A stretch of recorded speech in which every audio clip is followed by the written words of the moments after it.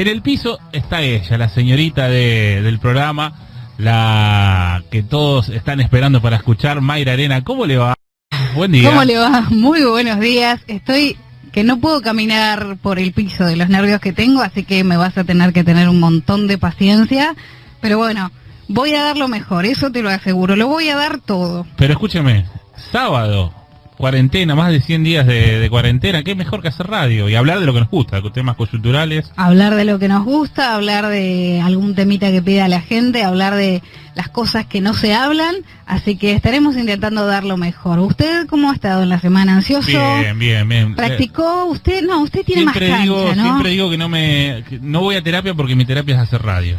Siempre me encanta decir esa frase. ¿Te desquitas con la gente? No, me gusta la radio. El estudio para mí es terapéutico, así que estar en un estudio de radio es lo mejor que me puede pasar. Bueno, yo practiqué toda la semana y en mi práctica lo traté de usted todo el tiempo, así que ahora aunque quiera no va a haber manera de tutearlo. No pasa nada. Al que le pregunto si lo vamos a poder tutear es a Pablo Cano. ¿Está ahí? Hola, Pablo. Buenos días, ¿me escuchan bien? Sí, perfecto, como si estuvieras acá. Porque claro, mira, atención, por favor. ¿Vos sos Mayra Arena? Yo soy Mayra Arena.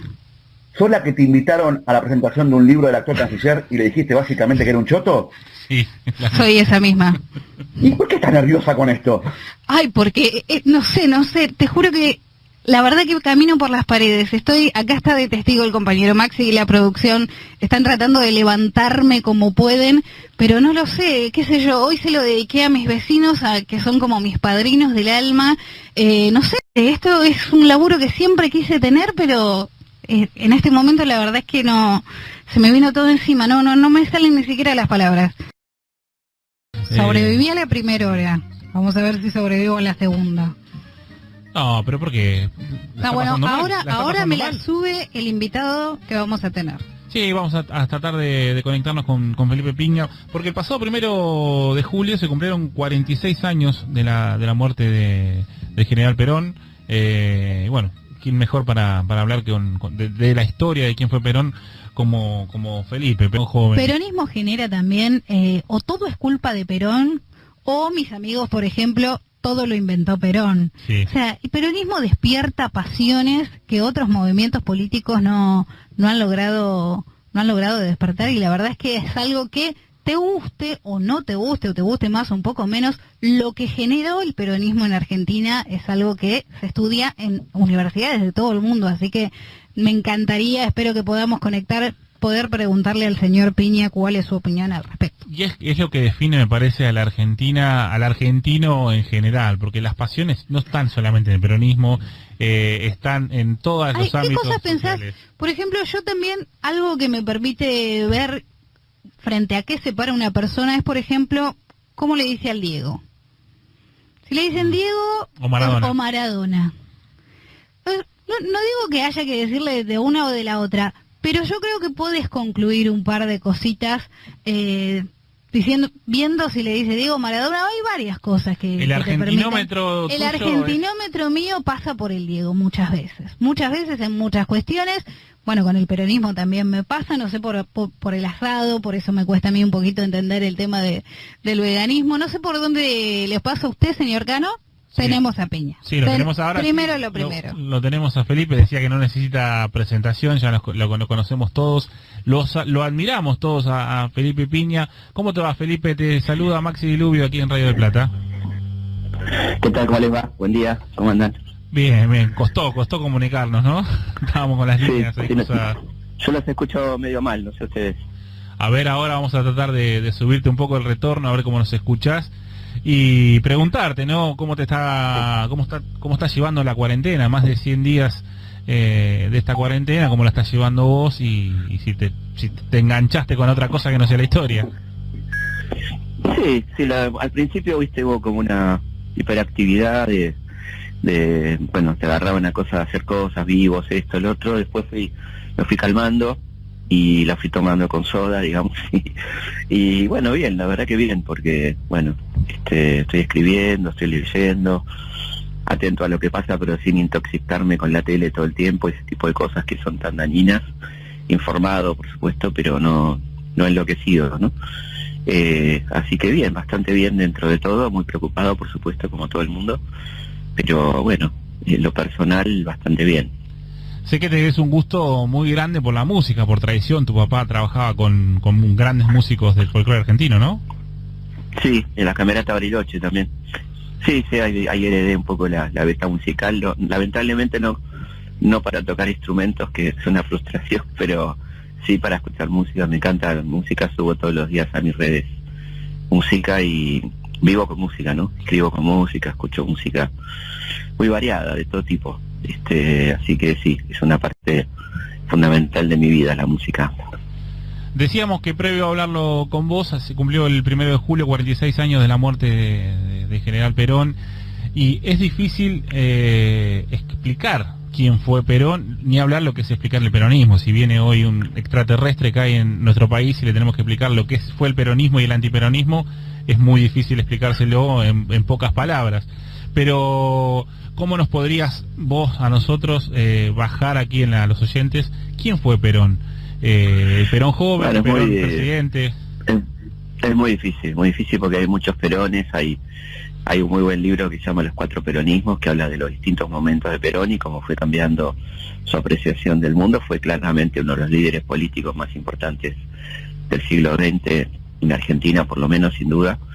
Creador de un movimiento muy original, digamos, que tomaba elementos muy diversos de otras corrientes políticas, en un momento del mundo muy particular, que fue el fin de la guerra, ¿no? El fin de la Segunda Guerra Mundial, que marcaba un alineamiento muy claro de Occidente con Estados Unidos y el resto de los países, algunos con la Unión Soviética, y Perón eligió una posición distinta. Empezamos la tercera posición, que no le resultó fácil sostenerla, por supuesto, y con un modelo productivo, un modelo que tenía que se entendía de desarrollo interno y de consolidación del mercado interno, que se pudo concretar bastante, digamos. No hacía falta más tiempo, evidentemente, y las condiciones no eran fáciles. Habían mercados cerrados, un boicot muy fuerte de los Estados Unidos, etcétera.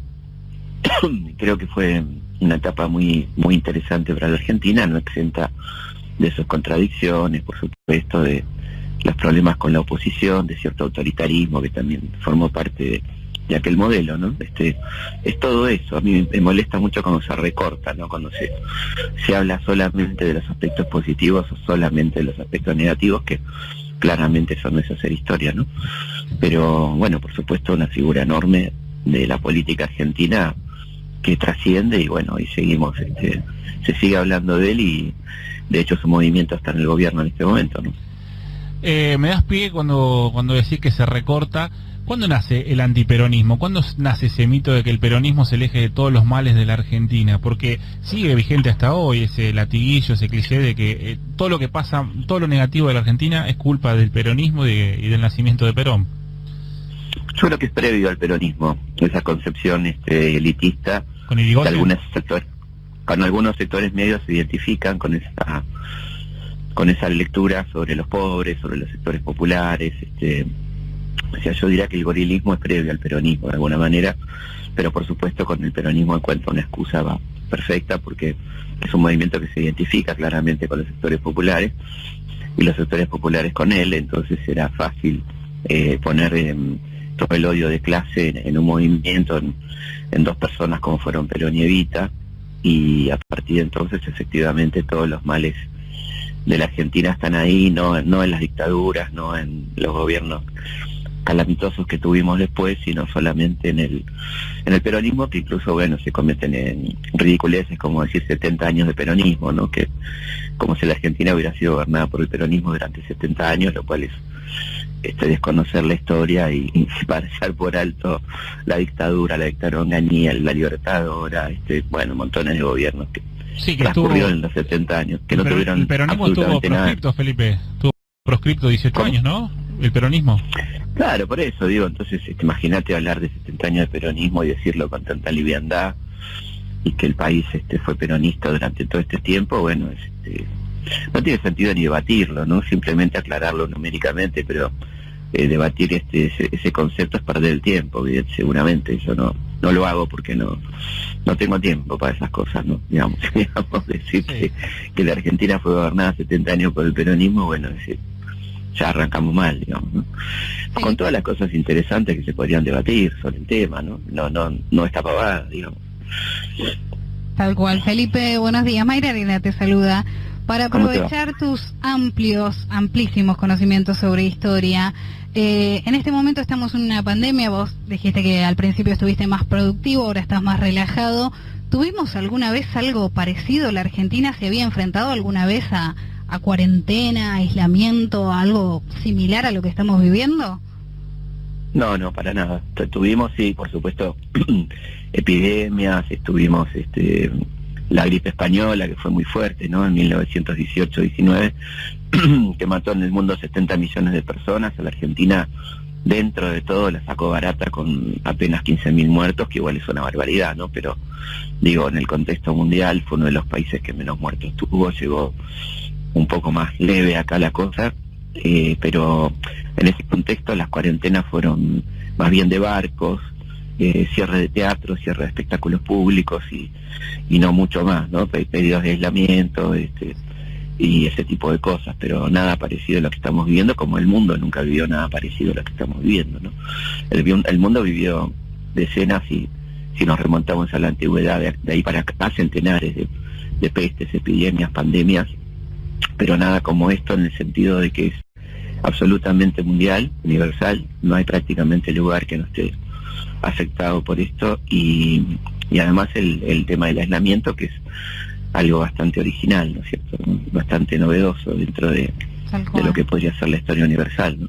Tal cual. Y como historiador, además, perdón, ¿no? En pleno desarrollo, o sea, hay gente que habla de esto como si ya hubiera pasado, y la verdad que no pasó para nada, no pasó para nada. Sí, la facilidad de los expertos en pandemia, ¿no? Hubo un montón de epidemiólogos que surgieron en las redes, pero vos como historiador, te pregunto, ¿pensás que nos enfrentamos ahora, va a haber un cambio de época, o pensás que va a ser más o menos lo mismo y que solo es un hecho histórico que no nos va a modificar? Es muy difícil hacer un pronóstico, ¿no? Yo creo que la pandemia saca lo mejor y lo peor del ser humano, ¿no? O sea, yo creo que hay en esta pandemia montones y montones de ejemplos de solidaridad, de gente realmente notable, que ayuda, que se preocupa por los demás, y otra gente que está preocupada porque en su consorcio hay un médico, ¿no? Hay de todo. Yo soy una persona optimista y no ingenua, pero ojalá que sí, ojalá que aprendamos que hay que darle otro trato al planeta, ¿no? Que no, fíjate cómo reapareció la fauna silvestre, cómo se aclararon las aguas, ¿no?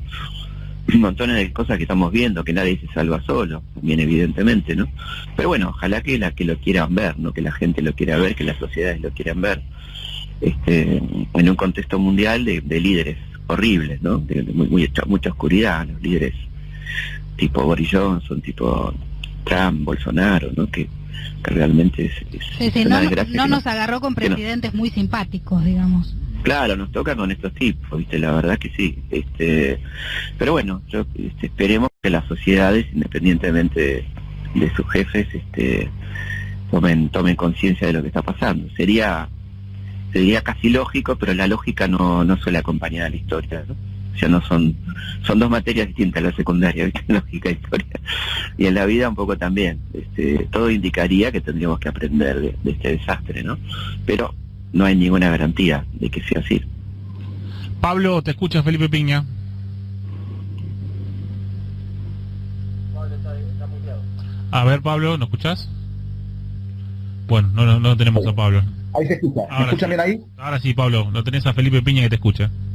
Felipe, buen día. Pablo Cano, ¿cómo te va? ¿Qué tal? ¿Cómo te va?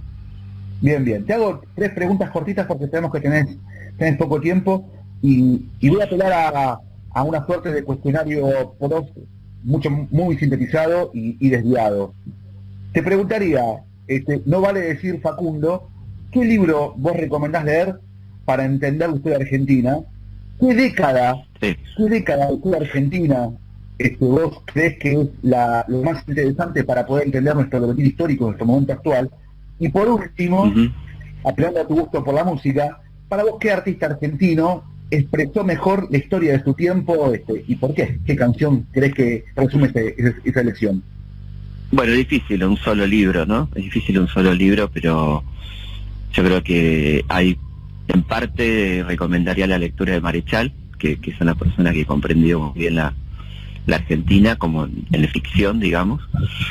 Y después creo que es muy interesante leer la historia de Mercedes Peña, la historia argentina de Mercedes Peña, de varios tomos, que se consigue muy fácilmente porque fue reeditada, que es una visión muy interesante, muy crítica, con la que yo no coincido del todo, pero me parece realmente, en algunos casos, ¿no? En otros sí me parece brillante. Es muy buena, muy buen texto que está accesible, ¿no? Y después yo creo que poca gente interpretó también la Argentina como Carlos Gardel, ¿no? Creo que el repertorio de Gardel es perfecto, ¿no? Si uno ve cómo se ocupó de cada momento que le tocó vivir, que no fue mucho, fueron apenas 44 años, y ponele 30 de carrera, un poco menos. Me parece que interpretó perfectamente lo que pasaba, y el otro, por supuesto, Charly García, que fue como la voz de los que no tenían voz en un momento tan tremendo como la dictadura, por ejemplo, ¿no?